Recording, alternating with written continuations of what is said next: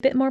Please know I am but a humble Ravenpuff and do not own or take credit for any of the magical fanfictions on this podcasting channel.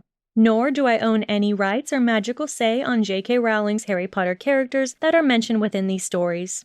These fanfictions are the result of much more creative and dedicated minds than my own, and I will be introducing these authors as well as where to find their other works at the beginning of every episode.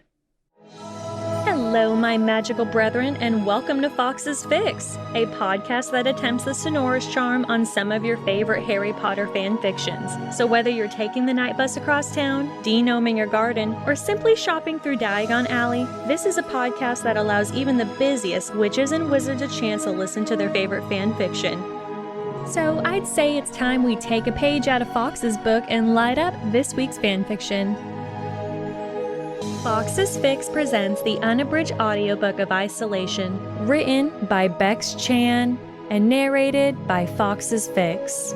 Bex-Chan's novel-length fanfiction can be located on fanfiction.net as well as archiveofourown.org. Warning: this fanfiction is rated mature for its explicit language, content, and themes. Chapter 9. Venom. Draco thumbed the book's spine and examined the cover critically, searching for any clues as to why Granger was so anxious for him to read it. It seemed innocent enough. The main cover, a still, muggle photograph in black and white, and all the shadows of gray in between. The main focus was a seemingly educated dark-skinned man, evidently a muggle by his attire, with an expression that seemed worn with wisdom and experience. Draco checked the back of the book and noticed it wasn't technically an autobiography at all, more a collection of this king bloke's writings and letters, arranged by another man called Carson. There wasn't really an explanation as to what the book contained, which irritated him, but he was ridiculously intrigued about Granger's interest in the text. With a stubborn huff, he tossed it aside and buried his face in his palms, digging his fingernails into his scalp, and wondering when all this would end. He heard Granger leave her room and head to the bathroom for her shower, just like she did every morning. He yielded his own disturbing routine and left the bed to slump against the usual wall, cocking his head so his ear would tingle with the vibrations of her inevitable sounds. A few moments later, with the musical hum of pulsing water to accompany her, Granger began to feed his unhealthy obsession. Just subtle gasps and morning raspy purrs to begin with, a build-up to her crescendo of moans that always dragged him back to this place. He inhaled a calming breath as his headache eased to her noises, and allowed himself to be lulled into a dull state, as he always did to her morning showers. But something was off this morning. Something within him stirred. A warm little twitch just below his navel that sent fast and eager blood between his thighs. He knew that feeling well, but it had been a while. Being forced to plot a man's death tended to consume the mind and steal any thoughts of release, and the 6 months in hiding that followed had hardly helped. Still, a little lost in Granger's moans, his hand moved instinctively to the growing bulge between his hips. His fingers barely managed a pleasing stroke before his eyes shot open and he snapped his hand away to his side, with horror carved into his features. He tore his body away from the wall with an undignified jerk and slammed his palms over his ears. He was shaking with self-loathing and shock as he desperately tried to shove her out of his senses. In a trembling heap at the foot of his bed, clenching his eyes shut and grinding his teeth, he didn't move. He didn't dare move, until the click of the main door slipped through his fingers and told him that she'd finally left for classes. He opened his thunderstorm eyes, and his arms fell from his head, his chest heaving with revulsion and panic. What the hell was that? His forehead was glossed with a mist of sweat, and his throat was scratchy and dry from his mortified panting. He felt dirty, sullied by the way his body had reacted to that fucking bitch. Merlin's grave, what was wrong with him? Had his psyche become that withered in this Granger-infested cell that he would actually respond in such a sickening manner? No, it didn't mean anything. Not a sodding thing.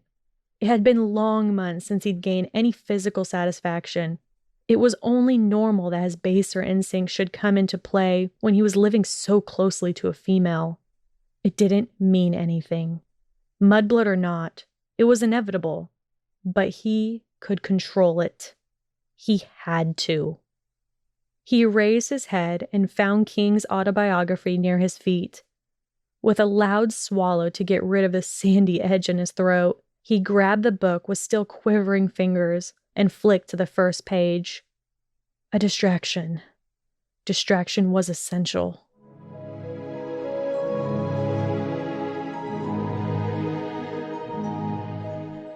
Reading? McGonagall echoed with a thoughtful expression. Yes, I suppose that would be an ideal way for Mr. Malfoy to keep busy.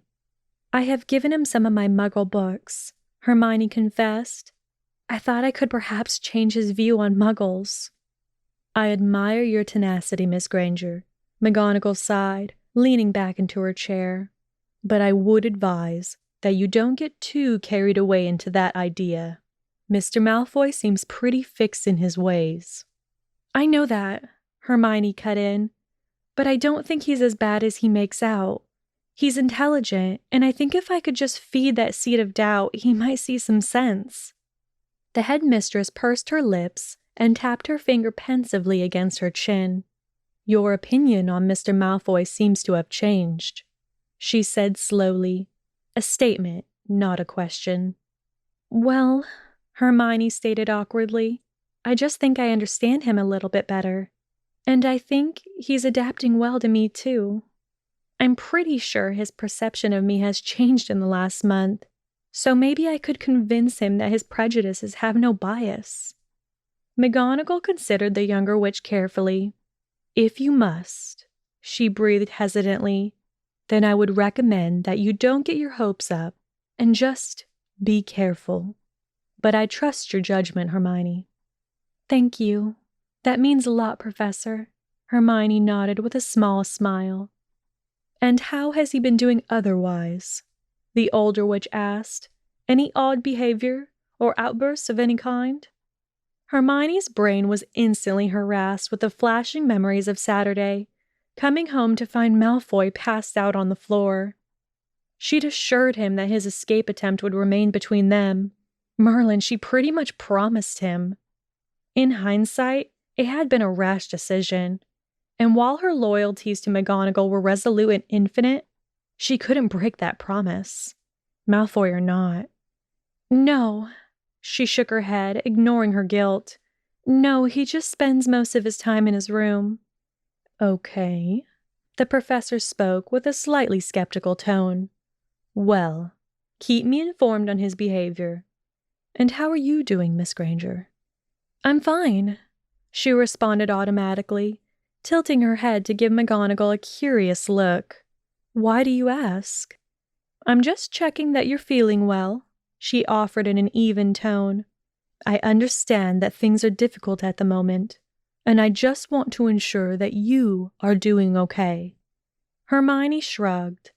I know I have it easier than a lot of people, she answered honestly, licking her lips. I'm really okay, Professor. If you say so, McGonagall muttered with an obvious concern. But I'd like you to know that you are always free to discuss anything you wish with me whenever you'd like. The young Gryffindor forced a smile. Thank you. One more thing, the graying witch continued. I need to make a trip to Hogsmeade this weekend, and you and Mr. Macmillan are welcome to join me to get some things. You might want to ask your friends if they need anything. Okay, she said, rising to her feet. I'll see you on Saturday then, Professor.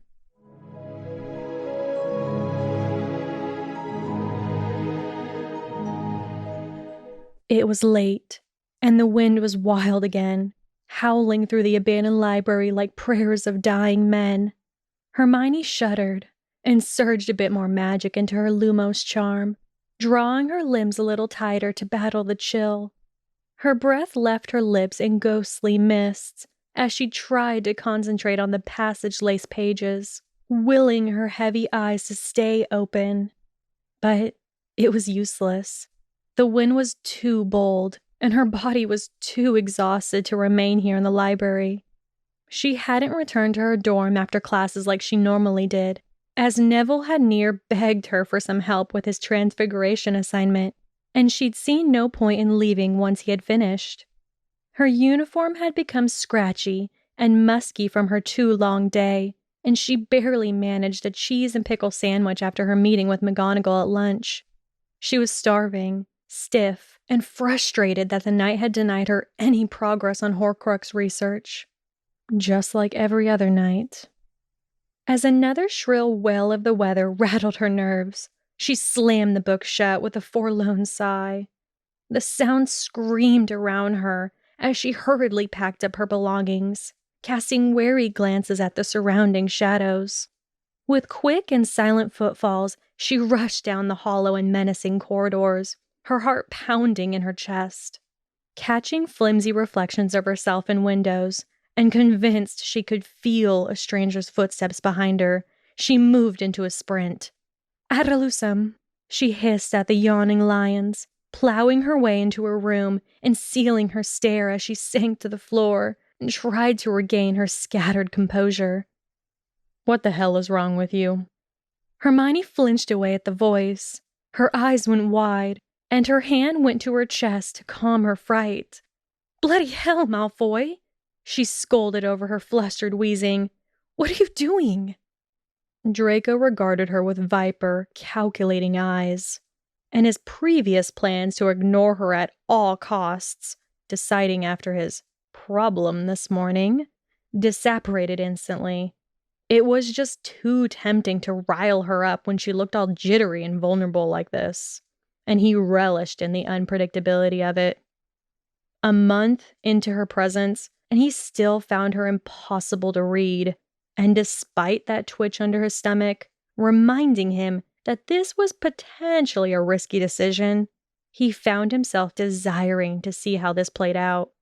He took little comfort in seeing Granger all ruffled in her uniform. Her skirt was still conservatively below the knee, unlike many other girls who flashed some leg, and her shirt buttons were still neatly fastened. The girl wouldn't know how to dress provocatively if her life depended on it, and it deluded him into believing that this morning was nothing more than a glitch. Surely no harm would come from toying with the little Griffin Dick, if only to douse some boredom, right? "What are you doing on the floor?" he countered coldly from the kitchenette. "And what's got you so bloody jumpy?" Hermione gulped down some of her panic when another blast of the wind sounded too human. I'm not jumpy." "Oh, of course." He smirked cruelly, analyzing her features expertly and recognizing all the telling signs. "I forgot about your pathetic issue with the wind." "Shut up, Malfoy," she snapped, rising to her feet and straightening her posture to regain a little bit of her dignity. "Why do you always have to lurk around?" "I'm not lurking," Draco calmly argued, leaning against the counter and folding his arms. "I'm simply standing here." "Well, why?" she questioned clumsily, ditching her bag by the sofas. "You're not normally awake when I get home." "Wrong again, Granger," he interrupted. "I'm always awake when you get home. I'm just usually in my room." She looked puzzled and agitated, and his smug smirk widened slightly. "You're always awake?" "Trying to sleep through your heavy-handed noise is impossible, Granger. And as I said before, it's like living with a dyspraxic giant," he told her bluntly. "I am not heavy-handed. I am loud and annoying," he finished with a bored tone, "and a pain in the arse." "Wait," Hermione mumbled quietly. "Then you're having trouble sleeping too?" "Ah, shit." Draco realized his mistake too late. "I sleep fine," he said, giving her a pointed look, "even if your Gryffindor beds are ridiculously uncomfortable." The brunette paused and tilted her head, her honeyed eyes dancing up and down the length of him cautiously. "So, what are you doing in the kitchen then?" I was trying to make a drink. He rolled his eyes, gesturing to the kettle. But your fucking muggle shit is broken. It's not broken, she muttered a little distantly, shifting her weight. I'll get changed and I'll make us some hot chocolate. I don't want you to make me anything. Oh, don't be so childish, she frowned, but it faltered when the wind roared again. She dented her bottom lip with anxiety as she weighed up her pride against her fear and sudden loneliness. Look, I need to ask you a few questions anyway, so... Questions? Draco echoed. Why should I answer any of your... Ugh, Malfoy, stop. She scorned with an irritated huff. I'm not trying to pull anything. Sure you aren't. The questions I have are about your stay and how to possibly make it more comfortable for you, she explained, heading to her room. So stop being so... You have 10 minutes, he warned, leaving the kitchen and collapsing heavily onto the couch. Hurry up, Granger. It took Hermione less than 2 minutes to change into a baggy t-shirt and her loose pajama bottoms. She also gathered her blanket, knowing that the bellowing night would just banish her to the sitting room anyway. Draco tapped his foot impatiently against the coffee table's leg as she prepared 2 cups of the steaming chocolate, and Hermione nibbled her tongue to halt the biting words at the tip. Right, the witch exhaled, setting down the mugs and relaxing into the opposite couch. I'm going to Hogsmeade this weekend, and I thought I might pick up some things for you. I don't need you to get anything for me, he spat, rising from his seat with furious movements. How many times do I need to tell you, Granger? Are you bloody deaf? I don't need anything from you. I knew you'd react like that, she told him, her tone prim and controlled, like this was simply a business meeting. Look, it's not my money. It's Hogwarts money. And seeing as your father was one of the governors, it's technically your family's money. This technically wasn't true. Hermione would be paying for anything he requested, assuming it was within her price range. She'd expected that he would take her offer as an insult to his pride, and had invented her little white lie to convince him. She wasn't sure why, but she wanted him to have a few comforts to call his own. Perhaps it was to calm his mood, or maybe it was something else that she couldn't quite put her finger on yet. The pretty Gryffindor couldn't help but look at him differently after his escape attempt, and the way he had cupped her cheek with his bloody palm. She'd never once considered the possibility that Malfoy could be gentle in anything that he did, and his sticky caress had completely thrown her, made her more aware of his needs and his feelings. Seeing the dark mark should have appalled her and reignited her anger towards him, but it hadn't. Instead, she found McGonagall's voice swimming in her mind. It might do you well to remember that he was forced into his mission when you were dealing with him, Hermione. Hermione told herself she didn't care. Not quite anyway. But she'd moved from hatred to indifference to something else. She just didn't know what yet. She studied him with her calm gaze as he warily retook his seat, resting his chin against the back of his knuckles. And you're offering to collect these things for me? He asked skeptically. Why? Purely selfish reasons, she grinned. If you have some luxuries, maybe you'll be a bit more pleasant. Draco scoffed. It would take more than some toys to make me pleasant towards you, Granger, he told her firmly, eyeing her with a half-lidded stare. Aside from that unlikely notion, you're not expecting anything in return. I know you wouldn't agree to anything I asked anyway, she shrugged. And you have nothing I want. Draco felt his jaw twitch. Fine, he rasped out. I am getting rather sick of those red bed covers, so can you get me some green ones? And that sodding shampoo of yours. Hold on a second, Hermione said, reaching for her bag. Let me write this down. As she removed her parchment and her quill, one of her allergy shots tumbled out of her bag and rolled across the floor to tap Draco's feet. The pale wizard picked it up, and his lean fingers analyzed it carefully. turning it over and cocking an eyebrow at the illustrations along the clinical object. "What, muggles can't read now?" he mocked. "Should have guessed." "They're directional pictures," the brunette retorted angrily. "If I have an allergy attack and someone finds it, the pictures explain how to give me the shot. Why don't you just do it yourself?" "If I reach a certain stage, I won't be able to," she explained. "The illustrations are just a precaution." "And if you don't get the shot?" Draco asked, shooting the witch a wary look and realizing he was too interested in her answer. "What happens then?" "I could die," she stated, and Draco didn't like how flippant her comment sounded. "Just chuck it here, Malfoy. Let's get on with your list." Draco looked away from her with an unsettling sensation fluttering in his gut, and his gray eye stare went back to the strange item in his grip. He inspected the images one last time before he tossed it over to her and licked his teeth thoughtfully, clasping his hands together. "So, you're scared of the wind, and a measly bee can kill you," he retorted in his husky voice. "I thought you Gryffindors were supposed to be indestructible. Or does that annoying trait only apply to the scarred prick you hang with?" "I'm human," she whispered quietly, meeting his sullen stare purposely. "I have flaws, just like everyone else." Draco frowned and snapped out of his unwelcome thoughts. "Whatever," he growled. "Anyway, I want some green bedding and some new shower stuff. That cheap shit you use is starting to grate away my skin." "Don't get my hopes up," she mumbled sarcastically, earning her a sharp glare as she scribbled down his requests. "Anything else?" "A few boxes of Bertie Bott's beans," he replied. "Oh, and some tooth flossing string mints." "Nothing else for your room?" "I doubt there's anything in Hogsmeade that can make that room any less tragic," he muttered cynically. "The bedding will do." "Fine. Anything else?" The Slytherin prince paused and cocked his head with consideration.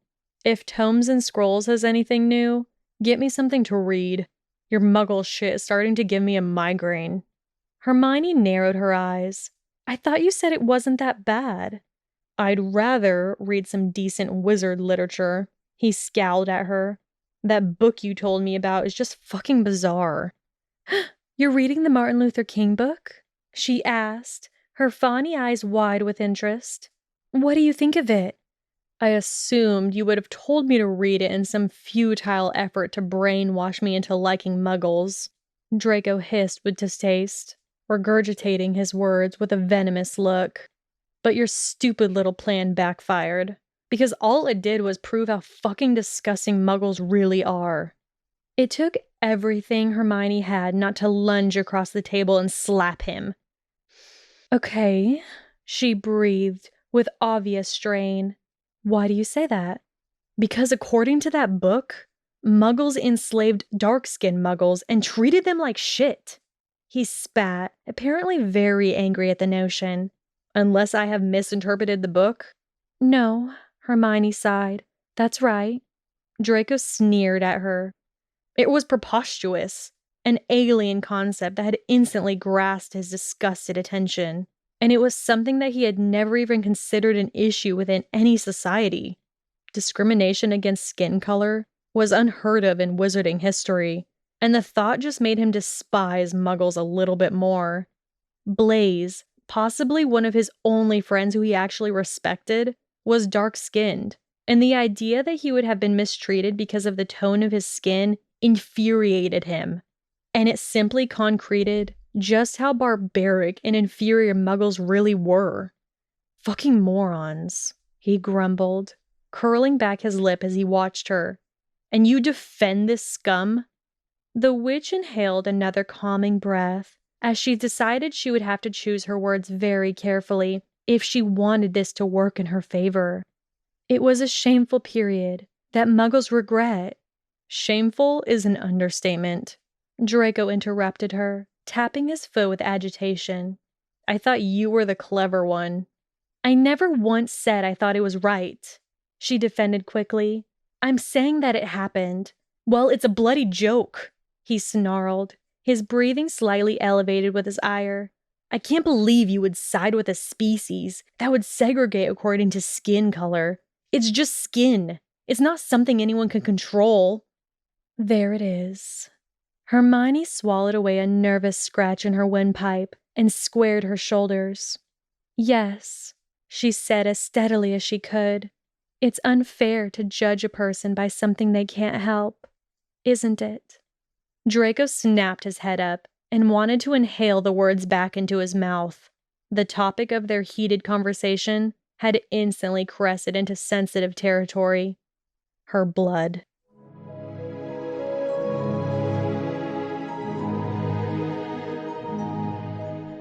The silence was humid, and Hermione didn't dare flinch when a rumble of the wind sliced it in half. The creases of his earlier rage slowly dissipated from his snowy features, leaving wide silver eyes and slightly parted lips. His fair eyebrows drew together with ill-veiled confusion, and something that bordered anxiety seized every muscle in his shape. He was tense and stiff, but when Hermione took a closer look, she could see the small, volatile vibrations of his clasped hands, and she stilled her breaths. You sly bitch, Draco murmured quietly, his expression blank. You did that on purpose. I simply gave you some history and facts. You came to your own conclusion, she reasoned with deceptive composure. It's different, Granger, he interrupted adamantly, banging his balled fist onto the table with a shrill bash. The circumstances are completely fucking different. The circumstances are always different, she said slowly, ignoring the compulsion to back away from him. But the point and the problem are always the same. Fuck you, he growled. If you think this has changed my opinions on muggles, then you're bloody wrong, Granger. That's up to you, she shrugged with a forced nonchalance. But she could see the doubt behind his silver flecks and his stormy glare. And that was all she wanted. Is there anything else you would like me to get you from Hogsmeade? Draco relaxed his mouth and leaned back into the couch, warily keeping his attention on her innocent features. You know, you're quite a convincing cow, Granger, he told her blandly. Despite the gravity of their previous words, Hermione couldn't stop the feminine giggle that tickled her lips. That from a Slytherin? She remarked. I might be tempted to take that as a compliment from you, Malfoy. Well, don't, he said, his tone notably calmer, but still a little tense. And need I remind you that it is the Slytherin house that receives the most negative preconceptions? So you can just jump right off that high horse of yours, Granger, because you judged too. The tawny-haired witch blinked in uninhibited surprise. I guess you're right, she admitted begrudgingly. But unfortunately, you conformed to the stereotype. But you made that decision before you ever even met me, he argued back. And you made the same assumptions about every other Slytherin. Hermione licked her lips and took a deep breath. Okay, she started slowly. Then I apologize for jumping to conclusions. She paused and fixed him with an almost sad gaze. It's just a shame that you lived up to them.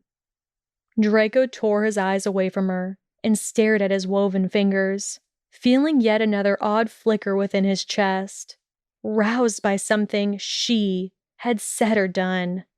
His body and brain continued to react with unwelcome twitches and sensations, and he wondered briefly if this was simply psychosomatic.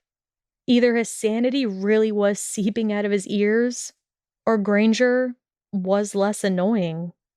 He had no idea which option he preferred.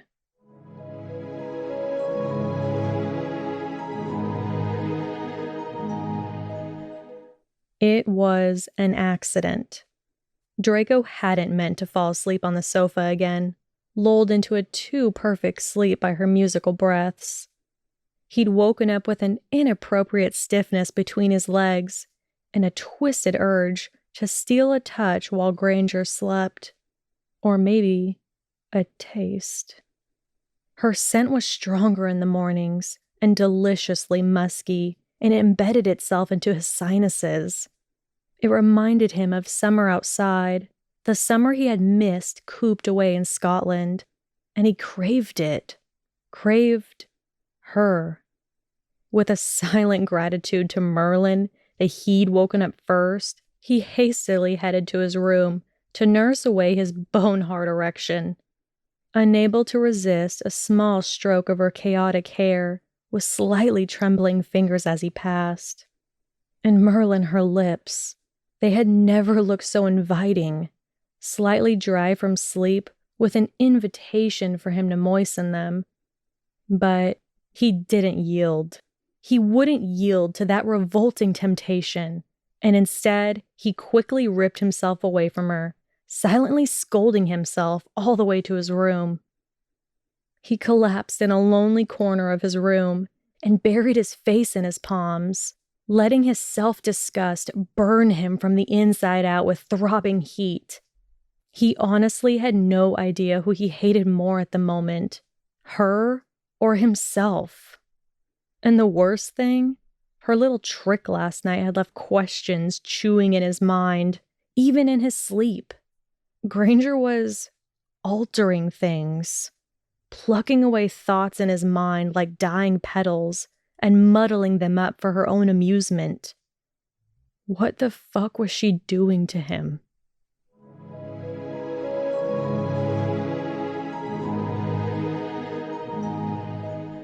Hermione batted her lids by morning and felt blissfully rested and warm, if not a little disoriented.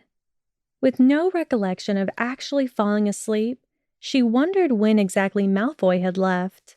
But a quick glance at the clock had told her she was running late on her morning routine, and she didn't have time to mull over it. She skipped her morning shower and settled on a Scorchify to fake some freshness, before hurrying down to herbology. Her classes passed slowly, and she spent her lunch in the library, with the company in form of a ham sandwich and her studies on Horcruxes. After another couple of hours amongst the creaking book stacks, she decided to head back to her dorm.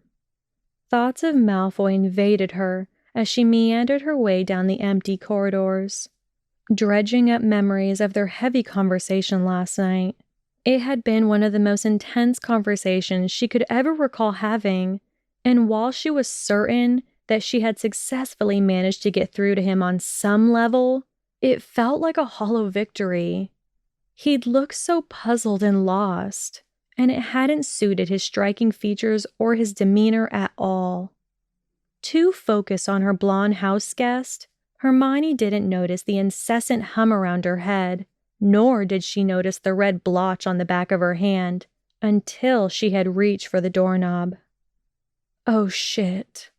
She'd been stung.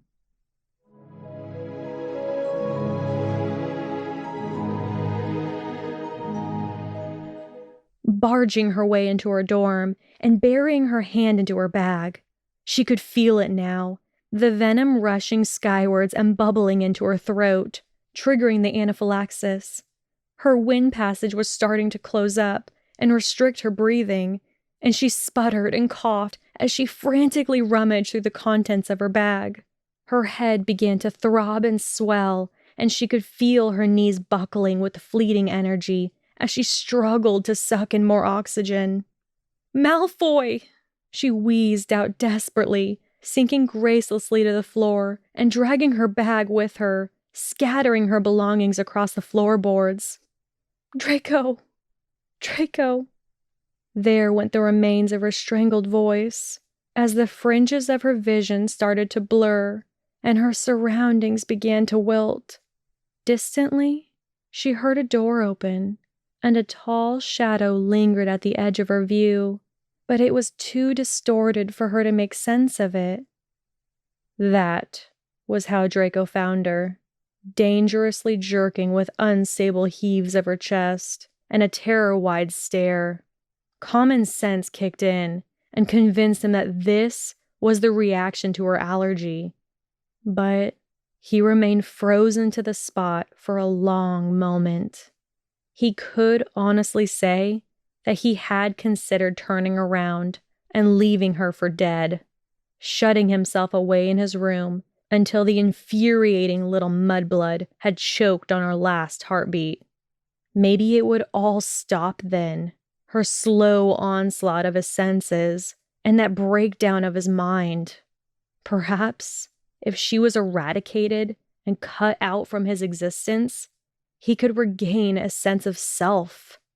Or maybe he would just go insane that little bit quicker. Draco moved before he could stop himself, hurling his body forward to land on his knees and sweeping his hands across her littered things. His eyes darted around for the illustrated tube, finally finding it tucked between the pages of a book. Swiveling on his kneecaps, he turned to face the fading witch and held the shot up to her. "Granger," Draco snapped harshly, "tell me what I'm supposed to do." He got no response, not even a flash of recognition in that golden gaze of hers. "Fuck!" Fumbling with the cylinder, he examined the small set of images and tried to squash his alarm in effort to understand them. After the fourth inspection and a gargled gasp from his female companion, he gathered his nerves and shuffled closer to Hermione. He hesitated for a second before he leaned over and parted her robes, his fingers slightly quivering as he started to tear away at her buttons. He bunched the material up around her ribs, checked the shot one final time before he stabbed it into her side, just above her hip, and pressed his thumb against the tip. His reluctantly panicked pulse thundered in his skull as he waited to see if his attempt had worked. With his other hand braced against her bare waist, he instantly felt her breathing pattern start to change. He kept his fist gripped tight around the syringe, and his palm flat against her satin skin, his eyes intently roaming her dazed features. Draco noted every detail of her fascinating face as the dubious minutes ticked away, from the rosy tint returning to her cheeks to the awareness seeping back into her eyes. He was close enough that his elevated breaths flicked at the loose hairs framing her face, and he couldn't halt his sigh when a throaty whimper escaped her lips and pushed into his mouth. It tasted like sugar and sun. He swallowed it down as she blinked a few more times, and he half expected her to shove him away or scold him for being too close. But he should have known better than to predict anything Granger did, and instead, he found her gentle palms on either side of his face, her thumbs absently brushing his cheekbones. She looked up at him with exquisite, glazed eyes, and he didn't dare move. "Draco, thank you," she whispered tiredly, and he got another mouthful of her breath against his tongue.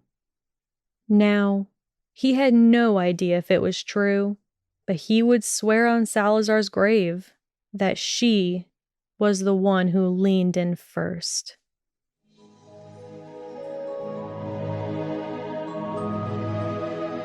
This has been an unabridged audio chapter of Isolation, written by Bex-Chan and narrated by Fawkes Fics. A special thank you goes out to Bex-Chan for allowing me the privilege to read her story. To recommend your favorite Harry Potter fanfiction for future audiobook episodes, please visit Fawkes Fics Facebook page and Instagram through the links located in our description below. You can also help support us with donations through our PayPal account to help produce and shape in our future narrated fanfictions. Thank you for listening. Please join us next week for a continuation of this magical fanfiction. See you then!